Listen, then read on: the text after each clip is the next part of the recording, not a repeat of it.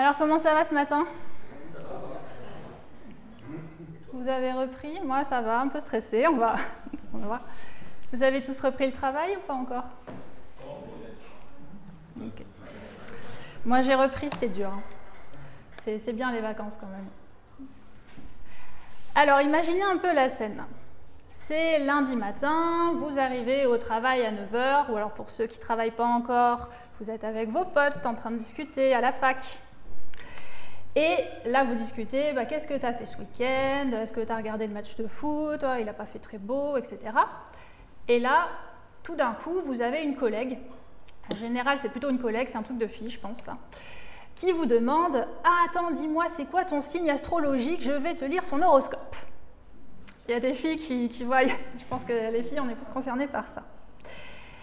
Et là, que faire? Soit je lui dis, mon signe astrologique c'est Vierge, elle va me lire l'horoscope et voilà, on n'en parle plus. Soit je vais affirmer clairement mes convictions et je vais lui dire que j'en ai rien à faire de mon horoscope parce que je suis chrétienne et que je ne crois pas en l'astrologie. Mais alors là, dilemme, si je fais ça, je prends un risque. Si ça se trouve, j'ai mes 10 collègues en face de moi avec qui j'ai jamais discuté de Dieu, qui vont se moquer de moi. Si ça se trouve, ils vont me rejeter, ils vont plus jamais vouloir me parler après. Ou alors, ils pourraient se mettre à faire courir des bruits sur moi. « Oh, elle fait partie d'une secte, elle est bizarre. » Ou alors, peut-être pire, je vais peut-être être amenée à discuter de Dieu avec eux et en fait, je ne sais pas comment je vais faire ça. Est-ce que ça vous est déjà arrivé de vivre ce genre de situation ? Une situation dans laquelle vous allez hésiter à parler de vos convictions, à parler de votre foi en Jésus, parce que vous avez peur des conséquences, parce que vous avez peur du prix à payer. Je trouve que c'est dans ce genre de moment, dans ce genre de situation, qu'on se rend compte qu'être chrétien, c'est pas juste quelque chose de théorique. Mais que être chrétien, c'est un choix du quotidien. Un choix de tous les jours qui peut vraiment avoir un impact dans notre vie et parfois coûter. Ça peut avoir des conséquences sur notre entourage, sur nos amis, sur notre famille. En tant que chrétien, Dieu ne nous invite pas à rester cachés. Il nous appelle au contraire à afficher publiquement nos convictions dans notre manière de vivre, dans nos paroles. C'est un choix de vie. Et être véritablement un disciple de Jésus, quelqu'un qui suit Jésus, c'est vivre en étant un chrétien sans compromis, conformément à la parole de Dieu, et quel que soit le prix qu'il y a à payer. Et alors, je ne sais pas pour vous, mais moi, ce n'est pas toujours facile à faire. Du coup, je vous propose aujourd'hui de regarder ensemble Luc, le chapitre 9, les versets 18 à 27, qui est une sorte de petit guide qui va être donné par Jésus pour pouvoir vivre en étant un chrétien sans compromis. Donc, on va lire ensemble Luc, chapitre 9, les versets 18 à 27. Un jour, Jésus priait à l'écart et ses disciples étaient avec lui. Il leur posa cette question. « Qui suis-je d'après les foules ?» Ils répondirent « D'après les uns, Jean-Baptiste. D'après certains, Élie.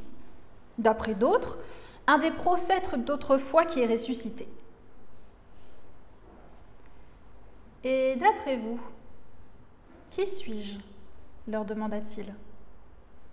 Pierre répondit, le Messie de Dieu. Jésus leur recommanda sévèrement de ne le dire à personne.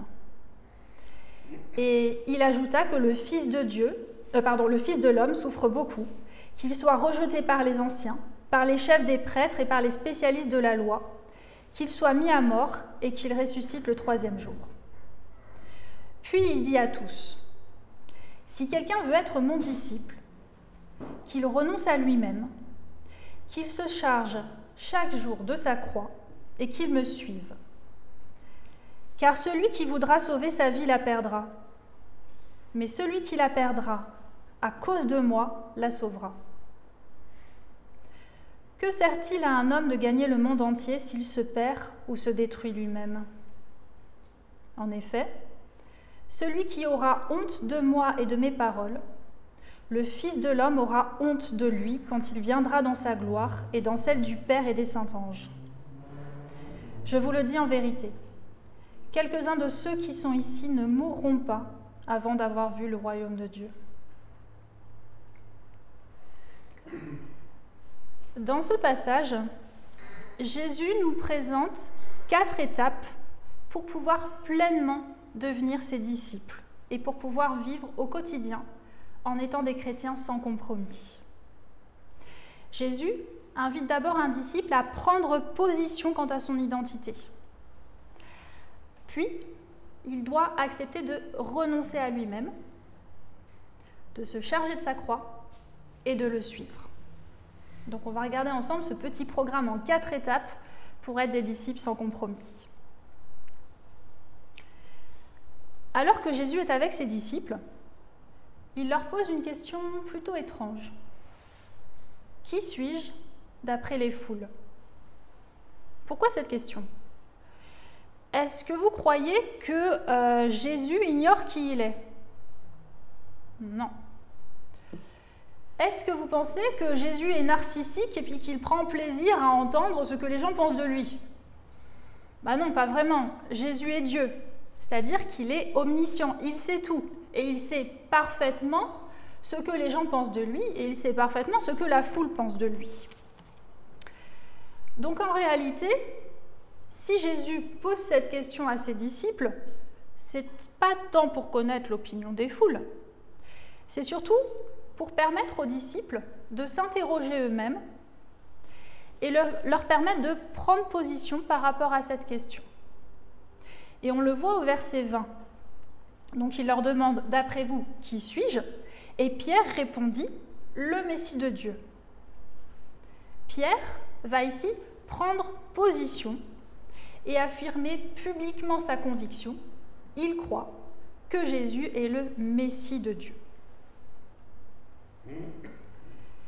Faire comme Pierre et prendre position par rapport à sa foi, prendre position par rapport à ses convictions personnelles, c'est la première étape pour devenir un disciple de Jésus. Être un chrétien, ce n'est pas juste une idée théorique. Ce n'est pas juste connaître théoriquement ce que pensent les chrétiens. Ce n'est pas parce que je suis capable de réciter par cœur le Notre Père que pour autant je suis chrétienne. Ce n'est pas parce que je connais par cœur le credo des chrétiens, c'est-à-dire en quoi croient les chrétiens, que pour autant je suis chrétien. Ce n'est pas non plus parce que j'ai grandi dans une famille chrétienne que je suis chrétien. Devenir un chrétien, c'est d'abord et avant tout une conviction personnelle. C'est croire que je suis un pécheur, condamné par mes péchés à une mort éternelle, que je ne peux pas me sauver moi-même, mais que Dieu, dans son immense amour, a envoyé Jésus sur terre, le Messie, pour être mon sauveur, pour mourir à la croix, afin de me racheter de mes péchés. Et que grâce à sa mort, grâce à sa résurrection, ma dette est rachetée. Et si je choisis de croire en lui, de croire en son sacrifice, alors je suis pardonnée de mes péchés. Mes péchés ne me condamnent plus.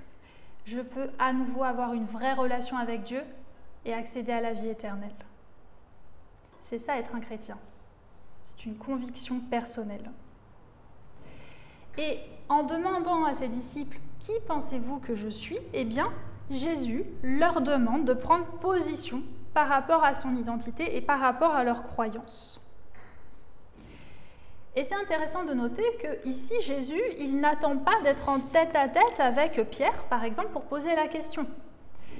Il pose cette question, et d'après vous, qui suis-je en public?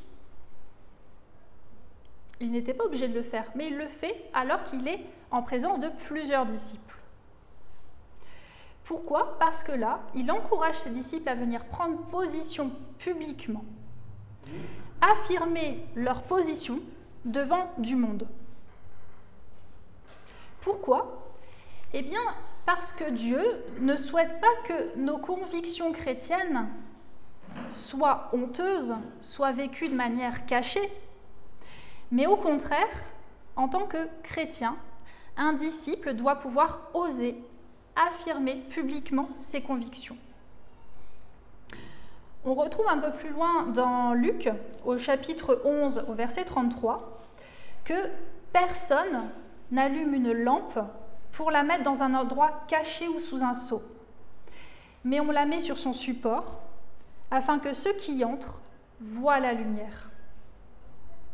Et être un chrétien, c'est exactement ça. C'est être une lumière dans un monde de ténèbres. On ne doit pas cacher notre lumière. On ne doit pas dire « Oh, je suis chrétien, mais il ne faut surtout pas que ça se sache, attention ». Non, au contraire, on doit pouvoir briller le plus fort possible pour pouvoir permettre à d'autres personnes de découvrir l'image de Dieu. On doit, par notre manière de vivre, par nos paroles, refléter qui est Jésus. Et ça, ça commence nécessairement par le fait d'oser affirmer devant des gens, publiquement, sa foi. C'est d'ailleurs pour ça que quand on se fait baptiser, on se fait baptiser en public à l'église et qu'on ne peut pas s'auto-baptiser dans sa salle de bain. D'accord? Si je n'ose pas affirmer mes convictions à l'église entourée de chrétiens, est-ce que je vais être capable de le faire quand je serai au travail avec mes amis, que je sais qu'ils sont tous athées, si je ne suis pas capable de le faire à l'église? On ne doit pas avoir honte de nos croyances, mais on doit les afficher, en parole ou en acte dans notre manière de vivre. Et ce n'est pas toujours facile d'être au clair sur son positionnement par rapport à Jésus. Parfois, il y a certaines personnes qui ne sont pas encore pleinement convaincues que Jésus est le Messie. Est-ce que vous vous êtes déjà posé la question, et moi dans ma vie, où est-ce que j'en suis par rapport à Jésus? Est-ce que je suis pleinement convaincue, comme Pierre, que Jésus est le Messie? Ou au contraire, est-ce que j'ai encore des hésitations, des incertitudes, et du coup, je n'ose pas vraiment prendre position? Si c'est votre cas, je vous encourage vraiment à en discuter avec des amis chrétiens, en parler à Stéphane, mais c'est important de prendre position. C'est la première étape essentielle pour pouvoir vivre une vie de disciple.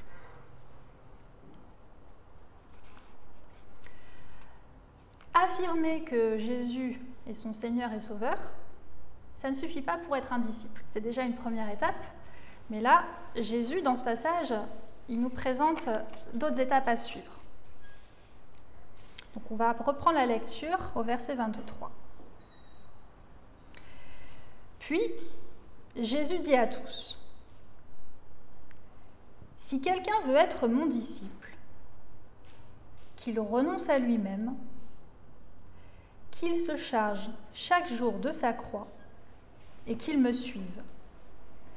Car celui qui voudra sauver sa vie la perdra, mais celui qui la perdra à cause de moi la sauvera. » Dans ce passage, Jésus nous présente les 3 étapes pour une vie de disciple. Un disciple sans compromis, un chrétien sans compromis, doit accepter, après avoir publiquement affirmé que Jésus est son sauveur, de renoncer à lui-même, de se charger de sa croix et de suivre Jésus. Devenir chrétien, ce n'est pas du tout une décision anodine.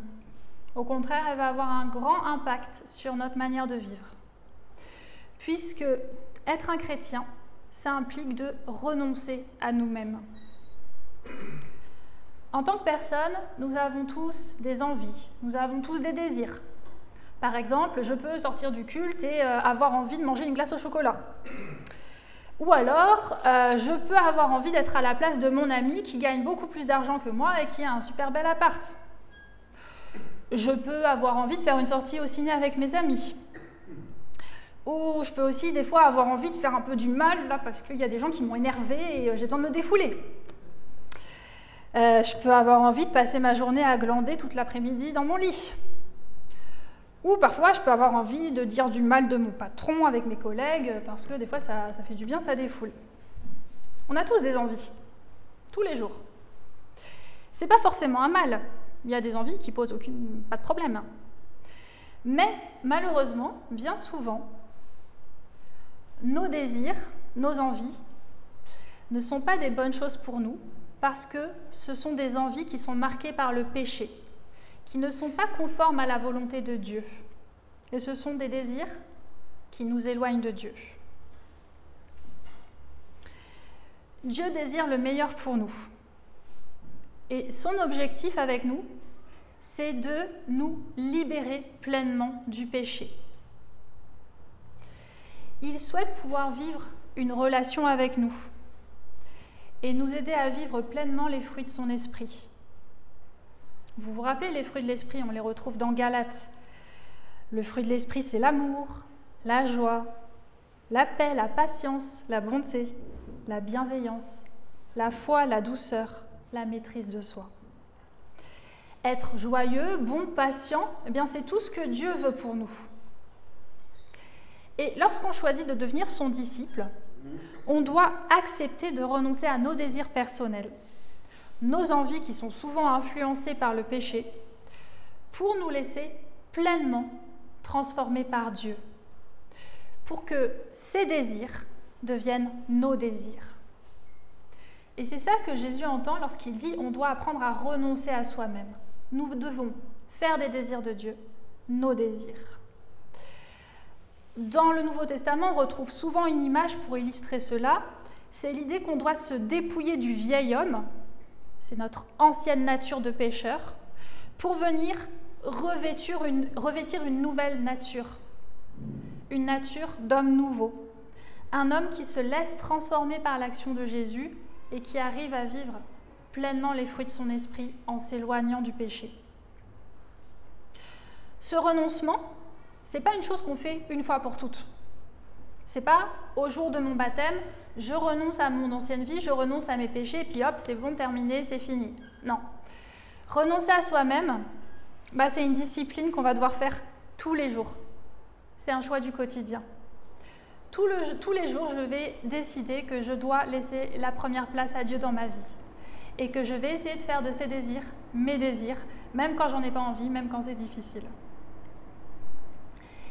Et en tout cas pour moi, changer, abandonner mes désirs, mes envies, faire des désirs de Dieu les miens, c'est pas toujours évident. Pourquoi ? Parce que notamment, comme Jésus le dit lui-même au verset 23, pour le suivre, en plus de renoncer à nous-mêmes, un disciple doit chaque jour se charger de sa croix. Alors aujourd'hui, cette image de se charger de sa croix, ça nous parle peut-être un petit peu moins. Mais à l'époque de Jésus, pour les disciples, l'image était assez claire. À l'époque de l'occupation romaine en Israël, il y avait une sanction particulière qui était la crucifixion. On va clouer quelqu'un à la croix comme l'a été Jésus. Et dans le cadre de ce châtiment, il y avait déjà une première étape, c'est que le condamné devait lui-même porter la croix sur le dos. Et c'était quelque chose d'extrêmement difficile physiquement, puisque juste la barre horizontale pouvait peser entre 40 à 75 kg selon le type de bois. Donc vous imaginez, juste une partie de la croix, c'est déjà 70 kg. Ce n'est pas la croix entière encore. Donc, Jésus, quand il dit qu'il faut porter sa croix, les disciples ils comprennent très bien que porter sa croix, c'est un fardeau, c'est difficile sur le plan physique, c'est lourd. Mais en plus, les condamnés, ils devaient porter leur croix au milieu d'une foule qui venait se moquer d'eux, les insulter, leur cracher dessus. Donc, porter sa croix, c'est difficile physiquement, mais aussi moralement. Ça peut être humiliant. Et donc, quand Jésus dit qu'un disciple doit se charger de sa croix, c'est une métaphore. une image pour expliquer que être un disciple, ça peut impliquer des souffrances physiques et des souffrances morales. Renoncer à soi-même, renoncer à ses désirs, pour suivre un chemin, le chemin qui est indiqué par Jésus. C'est pas toujours facile. Et ça peut nous coûter des choses. Ça peut être des moqueries, ça peut être des souffrances, des humiliations. Ça pourrait paraître injuste. On peut se dire, moi j'ai pas envie en fait, j'ai envie d'être chrétien, d'être sauvé par Dieu, vivre une vie éternelle, voilà, mais j'ai pas envie de souffrir. C'est pas normal, c'est injuste.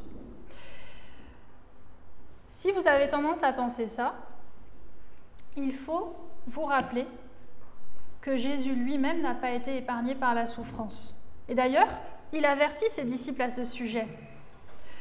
On voit au verset 22 qu'il explique qu'il fallait que le Fils de l'homme souffre beaucoup, qu'il soit rejeté par les anciens, par les chefs des prêtres et par les spécialistes de la loi, qu'il soit mis à mort et qu'il ressuscite le 3e jour.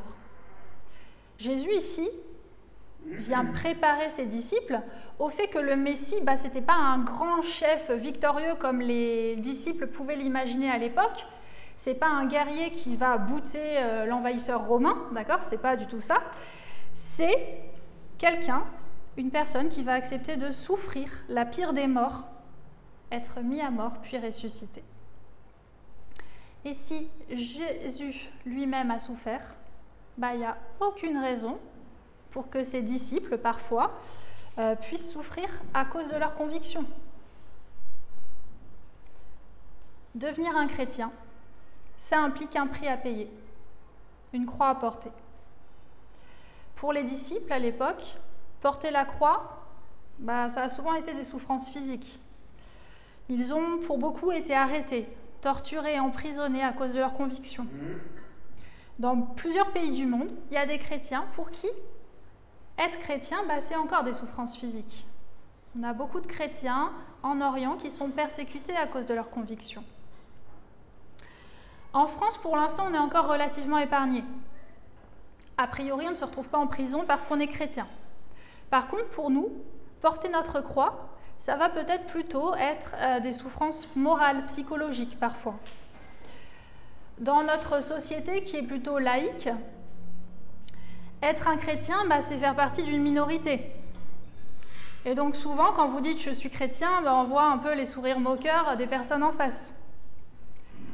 Devenir chrétien, ça peut être aussi parfois se retrouver isolé de sa famille. Moi, j'ai connu une fille qui était musulmane.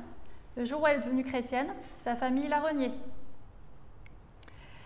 Ça peut être perdre des amis, parce qu'on décide de changer notre manière de vivre, on n'a plus envie d'aller en soirée, faire des sorties, et petit à petit, on perd nos amis. Être chrétien, ça implique des choix qui sont difficiles à faire.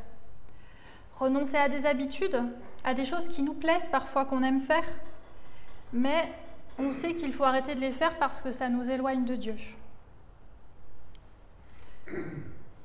En raison de ce prix à payer, de cette croix à porter, parfois, on peut avoir du mal à renoncer à nous-mêmes. On peut le vouloir, mais on va résister à Dieu. On va se raccrocher à notre ancienne vie, à nos anciennes habitudes, parce qu'on peut avoir peur du changement. Je sais qui je suis aujourd'hui, mais qui je vais être si je me laisse transformer par Dieu? On peut avoir peur de la souffrance. Est-ce que je vais être capable de vivre sans ma famille, sans mes amis? On peut aussi parfois aimer certains de nos péchés. Je peux aimer raconter des ragots avec mes collègues, ce genre de choses. Et pourtant, Jésus est très clair. Renoncer à soi-même et accepter de se charger de sa croix, renoncer à soi, quel que soit le prix à payer, c'est l'unique chemin pour être un disciple de Jésus. Être un chrétien, c'est vivre une vie sans compromis. Jésus est très clair au verset 24. « Car celui qui voudra sauver sa vie la perdra, mais celui qui la perdra à cause de moi la sauvera. Que sert-il à un homme de gagner le monde entier s'il se perd ou se détruit lui-même? En effet, celui qui aura honte de moi et de mes paroles le Fils de l'homme aura honte de lui quand il viendra dans sa gloire et dans celle du Père et des saints anges. Si je refuse de changer de vie, si je refuse d'abandonner mes péchés, que je me raccroche à mon ancienne vie, je risque petit à petit d'être dominé par le péché. On pourrait se dire, bon, un petit péché par-ci, par-là, c'est pas grave. Bah si, parce que plus on pêche, plus on s'éloigne de Dieu. Plus on va avoir des difficultés à avoir une relation avec lui. Le péché, ça nous salit. On va se sentir honteux. On va se sentir sale aux yeux de Dieu. Et du coup, là, je ne vais pas trop arriver à prier parce que franchement, j'ai trop honte.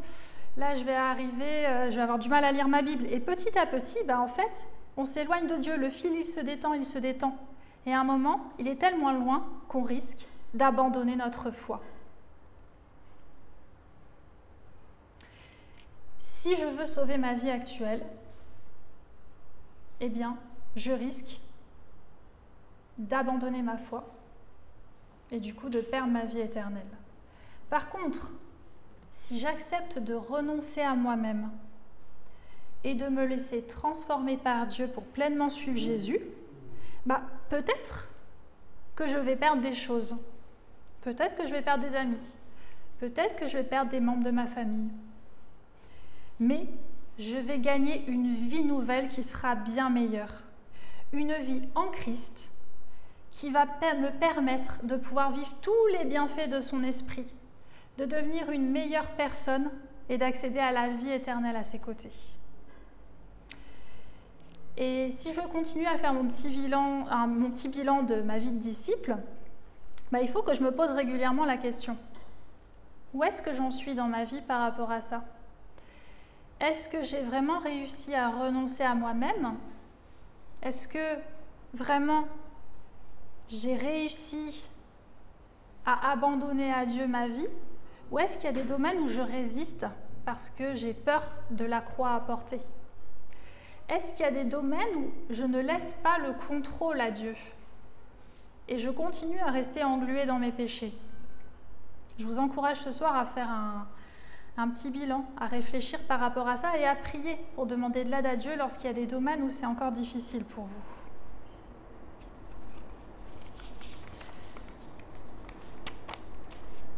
Renoncer à soi-même, se laisser transformer par Jésus, accepter de porter sa croix, c'est difficile. Et si je m'arrêtais là, ça serait franchement déprimant la prédication. Mais la bonne nouvelle, c'est que Jésus ne nous laisse pas seuls pour affronter tout cela. Pour pouvoir suivre Jésus, ce qui est la dernière étape du programme, eh bien, Jésus nous a donné un merveilleux outil pour cela. Comment suivre Jésus ? Eh bien, pour le suivre, il faut déjà apprendre à le connaître. Quand on passe du temps avec quelqu'un, petit à petit, on apprend à connaître cette personne. Plus je passe du temps avec mes amis, plus je connais leur goût. Je sais qu'il y a telle personne qui n'aime pas le fromage, il y a telle personne qui adore telle série télé, etc. Avec Dieu, c'est pareil.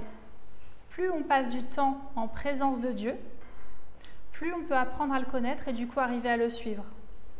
Et pour ça, on a un outil qui s'appelle la Bible, la parole de Dieu. Plus on va passer de temps à lire la Bible, plus on connaîtra les désirs de Dieu et on va être imprégné de sa parole, ce qui nous permettra au quotidien de savoir ça, c'est quelque chose qui est conforme à la parole de Dieu. Là, c'est un chemin qui n'est pas conforme à la parole de Dieu et ça serait mieux de l'éviter. Donc, pour pouvoir suivre Jésus au quotidien, un disciple doit se discipliner pour arriver à lire la Bible quotidiennement, régulièrement, et passer du temps à prier, à dialoguer avec Dieu. Pour arriver à suivre Jésus, un disciple doit aussi lui faire confiance. Peut-être que vous avez l'impression que pour vous, c'est trop tard, que vous ne pourrez jamais changer, qu'il y a des aspects de votre vie où vous êtes allé trop loin et que vous êtes condamné. Non, rien n'est impossible à Dieu. Et si vous vous sentez incapable de changer, dites-vous bien que Dieu, Il est capable de vous rendre capable. Il n'y a rien de trop difficile pour lui. Vous n'avez pas à renoncer à vous-même seul. Vous n'êtes pas seul dans ce combat. Jésus est là quotidiennement pour vous aider et pour vous transformer. Et quand c'est difficile, dites-le lui. Demandez-lui de l'aide. Il est là pour ça et il vous aidera toujours. La transformation, elle ne va pas se faire du jour au lendemain. Renoncer à soi pour suivre Jésus, c'est un chemin qui va durer tout au long de notre vie. Et très souvent, parfois, on va rechuter et retomber dans des anciennes habitudes. Mais pas d'inquiétude, ça ne va pas vous condamner. Vous revenez vers Dieu, vous lui demandez pardon, on lui demande de l'aide et il va nous aider à remonter la pente. Un disciple de Jésus doit vraiment arriver au quotidien à prendre l'habitude de se reposer sur Jésus plutôt que de compter sur ses propres forces. Et pour cela, comme Stéphane disait tout à l'heure, il faut se recharger. Il faut recharger les batteries. Et donc, il faut lire la Bible et il faut prier. Pour arriver à suivre Jésus, il faut aussi arriver à se focaliser sur le positif plutôt que sur le négatif. Là, on a vu un passage qui n'est pas très gai. Sur le moment, on doit renoncer à soi, on doit se charger de sa croix, on va souffrir. Le programme, il n'est pas top.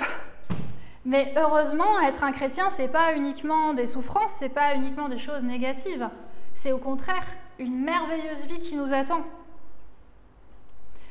Oui, changer, ça peut être difficile, mais on change vers une chose qui va être encore meilleure. La vie chrétienne, c'est plein de choses qui sont agréables. C'est savoir qu'on va être inconditionnellement aimé. Même si nous, on ne s'aime pas, on ne se supporte pas, lui, Jésus nous aime. Être un chrétien, c'est savoir qu'on ne sera jamais seul, qu'on peut compter sur Dieu 24 heures sur 24, 7 jours sur 7. C'est savoir qu'on va retrouver une magnifique famille, des merveilleux amis dans l'Église. C'est savoir aussi qu'on va devenir une meilleure personne. On va pouvoir, par l'action du Saint-Esprit dans nos vies, devenir des personnes joyeuses, des personnes en paix, des personnes pleines de bonté, bienveillantes. C'est plutôt chouette, non? Et puis c'est aussi l'assurance de pouvoir passer une vie éternelle aux côtés de Dieu, sans souffrance. Et ça, c'est plutôt un bon programme. Aussi, je vous encourage dès aujourd'hui à devenir ou à redevenir un disciple qui vit sans compromis, qui ose affirmer publiquement que Jésus est son Sauveur et Seigneur, que ce soit en parole ou en acte dans sa manière de vivre, qui ose renoncer à toute sa vie de pécheur et à laisser Jésus le transformer pleinement dans tous les aspects de sa vie, qui accepte de se charger de sa croix au quotidien et de subir les conséquences de son changement de vie, afin de pouvoir pleinement suivre Jésus, de pouvoir pleinement vivre sans compromis.